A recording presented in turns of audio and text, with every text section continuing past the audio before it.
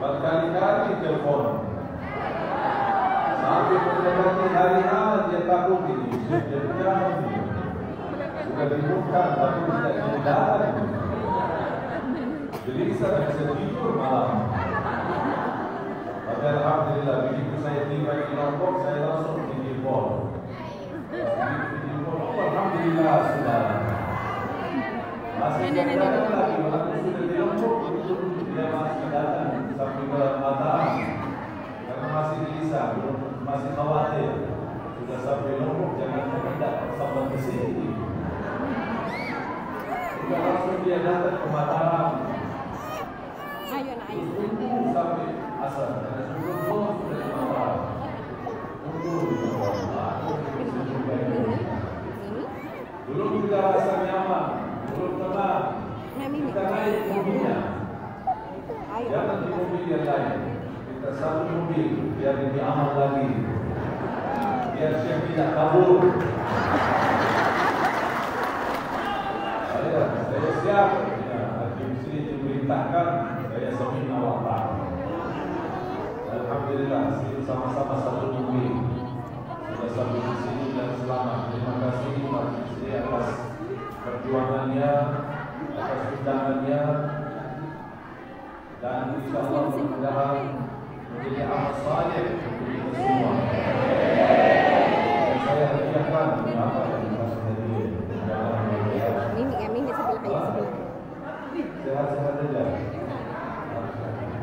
Saya menjadi hadiah.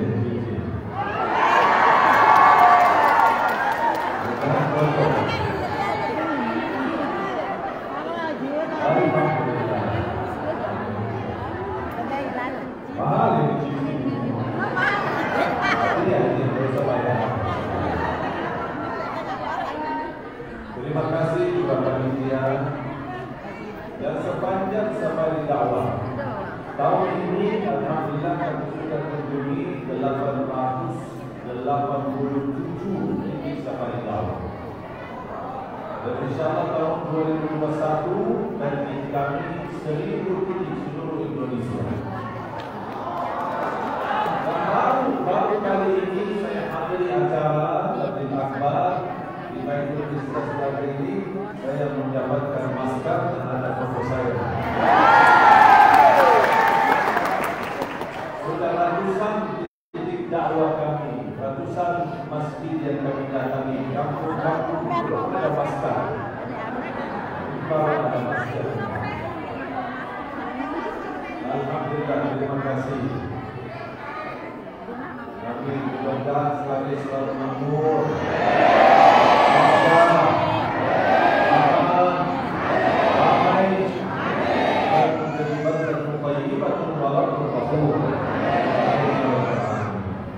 Tapi saya minta saya titip apa buat saya bawa ke Jakarta buat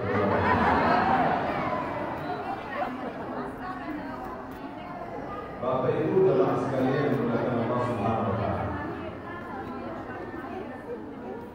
Alhamdulillah atas karunia Allah Subhanahu wa taala untuk negeri kita Indonesia. Banyak anugerah yang diberikan oleh Allah untuk negeri kita. Walaupun masih banyak kekurangan, masih banyak tantangan, tapi kalau kita bandingkan dengan negara lain, banyak nikmat yang kita dapat di negeri kita Indonesia. Indonesia dengan berbagai macam suku dan budaya, 714 suku yang berbeda-beda, tapi mereka bisa bersatu di bawah bendera merah. Indonesia begitu luas, berbagai macam bahasa, asal usul dan latar belakang. Tapi alhamdulillah negeri kita masih utuh dan tidak ada fitnah adu domba atau perang saudara di antara kita. Alhamdulillah kita bisa merasakan nikmat aman, dan nikmat aman lebih utama daripada nikmat rezeki. Bahkan rezeki terbesar dari nikmat aman. Ketika Nabi Ibrahim alaihissalam Allah perintahkan untuk berhijrah kemudian dia tinggalkan istrinya Siti Hajar dan anaknya Nabi Ismail di tengah padang pasir dan tidak ada tanda kehidupan. Di situ Nabi Ibrahim berdoa, wa qala Ibrahim rabbi ij'al hadha baladan amina warzuq ahlahu minas thamarat. Pertama permintaan Nabi Ibrahim meminta nikmat aman. Nikmat aman lebih utama daripada nikmat agama. Adanya aman beraktivitas agama lancar. Tidak ada aman, kita tidak bisa beraktivitas beribadah. Karena aman, kita bisa pulang pergi ke masjid. Karena aman, kita bisa beraktivitas pengajian dan tabligh akbar. Karena aman, kita bisa ke pasar. Karena aman, kita bisa mencari nafkah dari sekitar urusi keluarga. Karena aman, banyak kita mendapatkan kemudahan dalam kehidupan kita. Coba bayangkan kalau negeri kita terancam dengan perang saudara. Suku dengan suku yang lain perang. Kampung dengan kampung yang lain perang. Kota dengan kota yang lain perang. Apa yang kita bisa jalankan? Makanya kita harus bersyukur pada Allah Subhanahu wa taala. Kita bisa melihat bagaimana keadaan saudara kita di Timur Tengah, Syria, Yaman, Tunisia, Libya, Iran. Banyak tantangan dalam kehidupan mereka. Belum lagi berbagai negara di Afrika. Tapi alhamdulillah kita bisa merasa nikmat aman. Saya pernah ketika ke Palestina.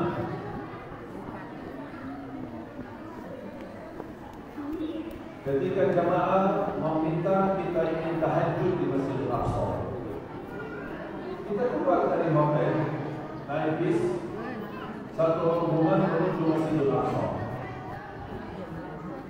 Dan adanya Masjidil Aqsa di dalam sebuah kota tua. Dia dipakai dengan tembok besar dan ada pintu-pintu besar di luar. Sampai di sana, bis tidak bisa bawa masuk, kita harus jalan kaki. Jalan kaki masuk kampung kota tua di dalam. Ada banyak rumah di dalam, toko tua, ada orang Yahudi, ada Nasrani, ada Muslim, semua ada di situ. Kita jalan kaki kurang lebih 5 sampai 7 menit di dalam kota tua itu. Sampai ke pintu terakhir atau pintu utama untuk masuk pada area Masjidil Aqsa. Tapi dalam ketika sampai di sana, pintunya tertutup dan dijaga oleh pasukan Israel. Jamaah tunggu, mulai ramai jamaah datang. Berrombongan, ada dari Turki, dari Malaysia, dari Pakistan. Bahkan saya melihat ada bendera Inggris, ada bendera Brazil. Saya kaget, ini tim bola ada di sini. Ternyata bukan tim bola, tapi mu'allaf dari Brazil. Baru mu'allaf dari Inggris, mu'allaf dari berbagai negara Eropa. Itu menunjukkan apa? Kemajuan Islam di sana. Kadang-kadang kita malu di negara Eropa sudah maju Islam, dengan Islam itu malah mundur Islam. Dan mulai ketika ramai bertambah jamaah ini masuk ke area Masjidil Aqsa dan sekalian menuju Masjidil Aqsa. Tapi kondisi pintunya tertutup. Dan pasukan Israel menjaga dan pasukannya senjatanya tak boleh kita masuk. Tunggu. Ya kita tunggu. Dari jam 2 sampai setengah 3 sampai jam 3, bahkan lewat dari jam 3, tak ada bukan. Saya melihat ada seorang di samping saya, orang Palestina, warga Palestina. Sudah tua, pakai topi dulu. Dan mereka jamaah gelisah. Karena cukup lama merebus, kita di satu jam. Meminta dibukakan pintu. Saya lihat orang Palestina, seorang bapak ini. Dulu biasa-biasa aja, tidak gelisah, tidak ada apa-apa, biasa aja. Saya langsung bercakap sama dia pakai bahasa Arab. Lalu saya kan orang Arab. berbicara sama dia. Bapak biasa-biasa aja, dia semua gelisah, bahkan marah. Kalau dari buka pintu, langsung dia tanya, pasti kamu dari luar ya? Maksudnya pendatang, bukan orang Indonesia. Ya, saya dari luar, dari Indonesia. Nah, makanya gelisah ya, baru-baru datang itu gelisah. Karena kami sudah biasa, sudah 70 tahun dari di sini. Sudah 7 tahun, 70 tahun dalam keadaan seperti itu, sudah biasa. Tapi sabar, kalau dibuka pintu, nggak salah mereka. Kalau mereka ingin buka ya buka, kalau tidak dibuka ya udah pulang. Baru dibuka ini pintu, hampir mendekati sumur. Kita berdiri dan menunggu sampai hampir 2 jam. Begitu dibuka pintu, petugas sesuai menekankan dan menyampaikan tidak boleh desak-desakan dan tidak boleh rame-rame, harus berhubungan satu-satu, pelan-pelan, dan tidak boleh takbir. Kalau takbir itu tak boleh. Kalau orang yang dilihat takbir langsung ditangkap. Kemudian begitu masuk, dan saya pertama kali seumur hidup saya bisa melihat Masjidil Aqsa secara langsung. Kemudian saya masuk masjid. Walaupun masih ada waktu beberapa menit, saya waktu itu tidak salat tahiyatul masjid. Saya tidak salat witir, memanfaatkan waktu sebelum azan, atau walaupun 2 rakaat tahajud. Apa yang saya lakukan? Saya sujud syukur. Kenapa saya sujud syukur ketika saya masuk Masjid Al-Aqsa? Karena di saat peristiwa kami dipertahankan tidak bisa masuk ke masjid dan menunggu berjam-jam di situ, saya ingat Indonesia. Selama saya berada di Indonesia, tidak pernah saya menemukan aparat keamanan yang menjaga dan melarang kita ke masjid. Justru kita ke masjid dikawal dan dijaga sama aparat keamanan. Ada acara begini besar, coba tugas mereka menjaga kita di luar supaya berjalan lancar, aman, dan kemudahan dalam melaksanakan acara. Betul? Makanya ketika saya ingat ini dan saya melihat kondisi Masjidil Aqsa, tanah suci, kiblat yang pertama, mereka tidak bisa beraktivitas normal untuk melaksanakan salat seenak mereka dan kapan saja. Ternyata mereka tidak bisa. Maka kita ucapkan alhamdulillah.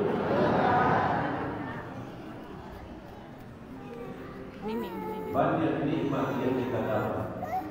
Tapi sayang sekali, kadang-kadang kita masih meminta nikmat yang baru, sedangkan nikmat yang sudah ada kita belum syukuri. Padahal Allah menjanjikan lain syakartum la azidannakum. Kalau ingin ditambahkan oleh Allah nikmat, kita harus belajar bersyukuri dan menjalani dan menikmati apa adanya. Allah kasih ada yang kita minta, dan Allah kasih apa yang tidak pernah kita minta. Gitu. Dan kalau kita menjadi hamba yang selalu bersyukur atas anugerah dan nikmat, dan kita tidak bakal mampu membalas semua nikmat Allah yang diberikan oleh Allah SWT. Dan saya selalu berkata, syukuri yang sudah ada, dijamin yang belum ada jadi ada. Syukuri yang sudah ada, dijamin yang belum ada jadi ada. Kita harus belajar menikmati apa adanya. Saya sendiri didatangi orang berdoa, minta doa. Sudah punya anak banyak, tapi stres ngurusin anak. Pusing, anak nakal, susah salat, susah ngaji. Gimana kita bisa mendapatkan anak saleh-saleh? Karena saya sekali kita tidak mendidik dan memperhatikan iman dan akidah mereka sejak kecil. Kita biarkan Dari kecil anak-anak kita sekarang di Indonesia, dari 2 tahun, 2 atau 3 tahun sudah bisa main HP. Bukan dia bisa ngaji, malah dibuka dengan HP. Makanya pantas sampai usia 18 tahun susah salat, susah ngaji, cuma pintar main HP. Karena kita yang membiarkan seperti itu. Jadi yang salah bukan anak kita yang salah duluan. Bukan anak kita yang durhaka, kita yang durhaka duluan kepada anak kita. Makanya jangan heran kalau kita mendengar sekarang berita, anak-anak SD sudah kenal pacaran, anak-anak SD sudah kenal zina, anak-anak SD sudah tahu narkoba. Itu gara-gara siapa? Gara-gara kita. Ibu tidak mau pusing dengan ketangisan anaknya dan teriakan anaknya supaya dia nyaman, langsung kasih HP. Sana gini, itu sana, main ke sana. Mau lepas tanggung jawab. Punya anak tapi tidak mau, tidak ada waktu untuk ngurusi anak. Saya tanya sekarang Bapak Ibu, pernah nggak Bapak Ibu bersama anaknya ketika dia wudu? Apakah Bapak Ibu bisa melihat anaknya apakah wudunya benar atau tidak? Atau saya karena wudu cepat. Habis itu dapat semua bajunya basah. Nah, sudah wudu, sudah. Gimana benar tidak benar? Tak tahu. Dapat kita urus. Masuk masjid, di mana anak-anak salah-salah di belakang salah. Habis itu kita ikut salat, tapi tahu tak anaknya salat? Tak tahu. Mungkin dia ikut main-main di belakang. Tanggung jawab orang tua, lihatlah anakmu ketika wudu dan benarkan wudunya. Temani anakmu ketika ngaji supaya ngajinya bisa benar. Jangan hanya main perintah. Yuk salat, yuk ngaji, yuk baca. Bagi kita sendiri tidak berkenan mendampingi anak kita. Duduk sekalian sama anak, ayo kita ngaji bareng. Ayo temani ayah kita salat duha bersama. Ayo temani ayah kita antar ayah ke masjid. Walaupun mereka kecil, tapi tertanam cinta masjid sejak kecil. Dulu saya pernah cerita, ada seorang anak masuk masjid. Waktu dia semangat, cinta masjid, semangat datang ke masjid. Masjidnya sepi, cuma ada beberapa orang. Namanya anak-anak lihat saf pertama kosong, ke depan di saf pertama. Datang seorang bapak, megang baju anak dari belakang, dia dorong, dia tarik dia ke belakang. Ayo mana sama? Oh, salah di depan. Salah kamu di belakang. Cara tak sopan, cara tidak menunjukkan akhlak Nabi Muhammad SAW. Apa yang terjadi? Anak tersinggung bahkan nangis keluar dari masjid. Kata guru saya, orang itu 54 tahun tidak pernah mau masuk masjid. Dan kenapa? Gara-gara sikap kita. Ketika ada anak, tolong rangkuli anak dengan kata yang lembut, kata yang baik. Walaupun masih anak kita mungkin main di masjid, tapi masalah. Supaya mereka cinta masjid ini, dan insya Allah sedikit demi sedikit Allah ubahkan akhlak mereka menjadi saleh-salehah. Dan kita besok meninggal dunia, insya Allah anak kita membanggakan di hadapan Allah Subhanahu Wa Taala. Ada seorang masuk masjid, anak-anak. Pas begitu selesai salat, dia keluar, hilang sandalnya, dicuri orang, nangis. Sandal saya malu dibeli sama ayah, tapi dicuri orang. Datang seorang bapak, orang saleh yang memiliki sifat kebijaksanaan dan melihat anak itu nangis, dia tanya, kenapa nak? Ini sandal saya dicuri orang. Langsung bapak ini membawa anak, ayo temani saya, bawa ke toko untuk dibelikan sepatu dan sandal baru. Sampai anak itu memilih sepuasnya, kata bapak itu. Kamu ambil sepuasnya, mau apa? Malah anak itu dapat sampai lebih mahal dan lebih bagus daripada yang sudah bilang. Apa yang terjadi karena sikap bapak itu terhadap anak? Anak itu mencintai masjid dan tidak pernah lepas dari masjid. Bahkan sudah menjadi imam besar di masjid. Akhlak kuncinya bapak. Kuncinya akhlak. Akhlak itu bukan hanya bersikap, tapi juga berbicara. Mulut kita adalah akhlak. Gerakan kita akhlak. Muamalah berhubungan kita dengan orang lain akhlak.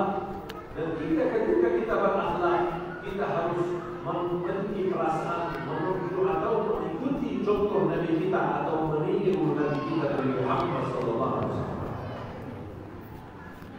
Rasulullah SAW diutus oleh Allah untuk menyempurnakan akhlak. Innama bu'ithu liyutammima makarimal akhlak. Aku diutus oleh Allah SWT untuk menyempurnakan akhlak. Bahkan dalam akhlak yang mulia bisa meraih darajat di dalam surga Allah, melebihi darajat ahli puasa dan ahli tahajud. Wa darajatu sahibil khuluqil hasan a'la darajatan min sahibil tahajjud was salat was siyam. Dengan akhlak yang mulia, maka Rasulullah SAW bersabda di hadis yang sahih, "Aqrabukum minni majlisan yaumil qiyamah ahasinukum akhlaq." Yang paling mulia akhlak. Dan itu inti daripada dakwah Islam, inti daripada dakwah Al-Quran. Kalau boleh saya ambil isi Al-Quran dari Al-Fatihah sampai An-Nas, dan isi Islam dari A sampai Z, saya ambil kesimpulannya dan inti tidak akan menemukan yang lebih inti dan lebih istimewa daripada akhlak yang mulia. Itu inti daripada Islam. Hablum minallah dan hablum minannas. Mulia akhlaknya di hadapan Allah, tunaikan kewajiban, jadi orang yang jujur, amanah, menjaga takwa, dan juga hablum minannas, bermulia akhlak semua orang. Nas, kata nas artinya seluruh manusia, walaupun beda agama. Menunjukkan akhlak yang mulia ini bisa menjadikan orang mencintai Islam, bisa menjadikan orang bisa mengambil gambaran daripada Islam karena akhlak yang mulia. Rasulullah SAW tidak pernah marah dan tidak pernah balas dendam dalam urusan pribadi.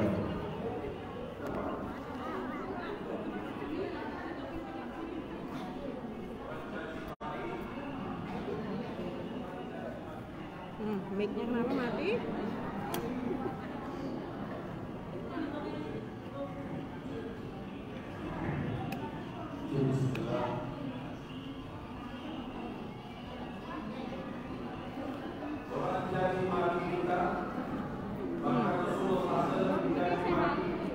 Dihina, dibilang gila, dibilang sahir, tukang sihir, tukang dukun, dibilang syair yang menciptakan Al-Quran, padahal Rasulullah tidak bisa menulis dan tidak bisa membaca. Tapi Rasulullah tidak pernah balas. Bahkan ketika dia pergi ke kota At-Taif untuk meminta diterima dakwahnya dan menyampaikan kalimat la ilaha illallah, maka disuruh At-Taif membalas dengan melempar batu. Luka kepala Nabi Muhammad SAW, berdarah tubuhnya, saking banyak darahnya tidak bisa melepaskan sandannya karena sudah lengket. Nabi SAW sabar. Maka ketika selesai kejadian di At-Taif, datangnya malaikat Jibril membawa malaikat bertugas gunung-gunung, malaikat gunung. Perintahkan aku ya Rasulullah, atbat alaihim al-akhshabain, karena kota At-Taif berada di antara dua gunung namanya Al-Shabain. Perintah Rasulullah, saya akan rapatkan dua gunung ini supaya semua yang ada di kota At-Taif habis mati dan binasa. tapi Rasulullah memberi sabar. Ja'alna Allah an yukhrij min aslabihim man yansuru hadha ad-din. Dan turunnya ketika turunan mereka Amr bin Al-As dan banyak para sahabat berjuang untuk Islam. Kesabaran Nabi Muhammad sallallahu alaihi wasallam. Saya mau bertanya Bapak Ibu, pernah seumur hidup Bapak Ibu sampai hari ini, pernah ketika kita berada di masjid lagi salat, sujud di masjid, di musalla maupun di rumah, dan di saat kita sujud ada orang yang tidak dikenal datang membawa kotoran sapi dan dia buat kotoran sapi di atas kepala kita. Pernah tidak Bapak Ibu terjadi? Sama sekali. Seumur hidupnya sampai hari ini Ibu juga belum. Berarti mohon maaf kita belum ibu. Belum ibu. Karena Nabi Muhammad sallallahu alaihi wasallam ketika dia sujud di hadapan Ka'bah, ada seorang dari kufar Quraisy membawa salal jazur, kotoran perutnya unta, dan dia buang. Habis unta disembelih, diambil perutnya, dan biasanya perutnya pasti isi banyak kotoran dan bekas makanan. Ambil perutnya dan segala isinya, dan dia buat di atas kepala Nabi Muhammad sallallahu alaihi wasallam. Dan Rasul di saat itu lagi sujud. Siti Fatimah datang sambil menangis dan membersihkan kotorannya dari kepala Nabi Muhammad SAW. Dan ketika Nabi Muhammad SAW teruskan salatnya, dan begitu selesai, Nabi Muhammad mengangkat tangan, bukan mendoakan kecelakaan, tapi Rasulullah SAW berdoa, Allahumma hdi qaumi fa innahum la ya'lamun. Ya Allah, berilah hidayah kepada kaumku karena mereka belum tahu. Makanya Bapak Ibu, terlihat hakikatnya akhlak seorang bukan di saat dia santai-santai, bukan di saat dia manis, bukan di saat dia senang-senang, tapi teruji akhlak seorang ketika tertekan dengan ujian dan musibah, baru akan terlihat apakah yang muncul dalam dirinya akhlak Nabi Muhammad atau yang muncul dari dirinya akhlak jahiliyah. Rasulullah SAW didatangi orang Yahudi. Orang Yahudi datang menghadap Rasulullah SAW di Madinah. Dan ketika mereka sampai kepada Rasul, mereka menyampaikan salam, Assalamualaikum. Assalamualaikum, bukan Assalamualaikum. Apa arti Assalamualaikum? Kematian dan kecelakaan bagi Muhammad. Itu ucapan mereka. Siti Aisyah di saat itu ada di samping Rasul, marah Siti Aisyah. Dan dia menjawab, Waalaikumsalam wal la'natu ala abaikum. Marah sekali Siti Aisyah. Sampai dia berkata, balasannya, Waalaikumsalam, kematian bagi kalian dan kecelakaan bagi kalian, laknat bagi kalian. Kata Rasulullah, ya Aisyah, sama. Mereka berkata, Assalamualaikum, cukup jawab, Waalaikumsalam. Waalaikum. Kalau dia ucapkan dengan niat baik, dapatlah yang baik. Kalau dia ucapkan dengan tujuan buruk, dibalas oleh Allah dengan yang sama. Cukup waalaikum. Rasulullah SAW menunjukkan sifat sabar dan menahan amarahnya dan emosi. Dan Rasul tidak pernah wakana la yantasiru li nafsihi sallallahu alaihi wasallam, tidak pernah menunjukkan diri atau memenangkan diri dalam kasus pribadi. Selalu memaafkan. Tapi kalau dalam hal agama yang dihina, Rasulullah yang dihina sendiri, atau dihina Islam, dihina Quran, Rasulullah maaf. Kalau terkait urusan Allah, Rasulullah. Wakana la yaqtabu illa bi haddin min hududillah. Rasulullah tidak pernah marah kecuali dengan aturan atau hal-hal